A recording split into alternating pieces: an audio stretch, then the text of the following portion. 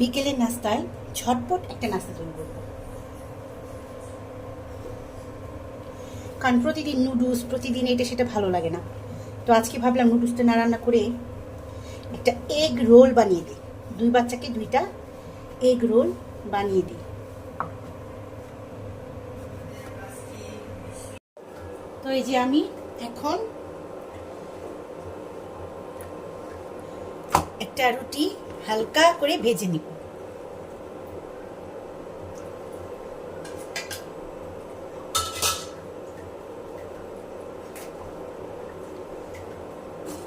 ভালো করে ভেজে এটা হবে এগ রোল।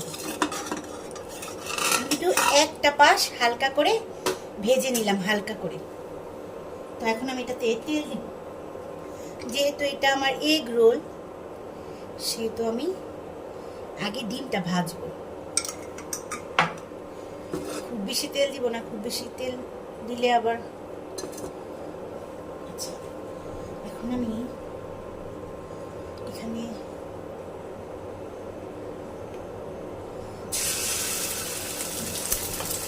একটা ডিম দিয়ে দিলাম।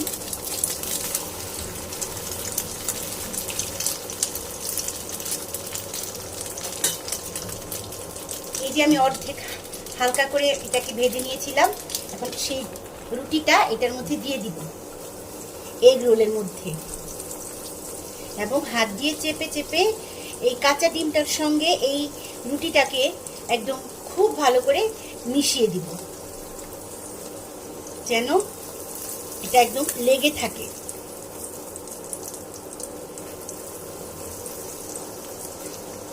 তো আমার ডিমের সঙ্গে রুটি মিশে গেছে।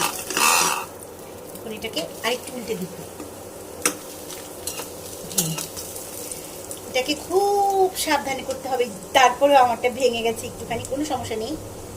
ভেঙে যাওয়ার কারণে কিছু হবে না, কারণ এটা রুটির মধ্যেই থাকবে।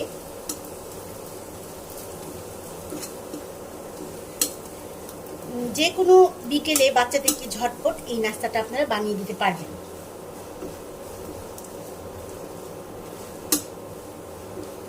আমি 2 ভাইয়ের জন্য 2টা রুটি করব।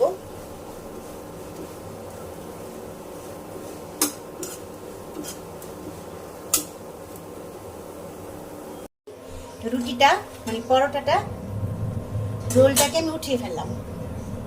আরেকটা রুটি আমি দিয়ে দিচ্ছি, টাইম হোক। আর মাঝখানে আমি এখানে রোলের মধ্যে কিছুটা শসা, এখানে পেঁয়াজ কাঁচামরিচ আপনি ইচ্ছে করলে দিতে পারবেন, কিন্তু আমি দেইনি। আমার বাবুরা খাবে, তো এখানে আমি একটুখানি টমেটো সসটা অ্যাড করলাম, যেহেতু ছোট বাবুরা খাবে। তো আমি আমার এগ রোলটাকে, এই যে আমার একটা এগ রোল হয়ে গেছে। এটাকে আমি সুন্দর করে এটার মধ্যে এই যে সস সব কিছু এগ রোল বানিয়ে ফেলেছি। আর একটা আমি ভাজতেছি, ওটা ভাজা হয়ে গেলে, এই যে এটা ভাজা হয়ে গেলে 2 ভাইকে 2টা দিয়ে দিব, তারা এগ রোল খাবে। তো কেমন হলো আমার এগ রোলটা প্লিজ জানাবেন। তো এই হচ্ছে আমার এগ রোল। বাচ্চাদেরকে ঝটপট বিকেলের নাস্তায় আপনি এগ রোল বানিয়ে দিতে পারবেন। একদম খুব মজা করে চেটেপুটে খেয়ে ফেলবে, খুবই মজা করে চেটেপুটে খেয়ে ফেলবে। তো এই হচ্ছে আমার এগ রোল।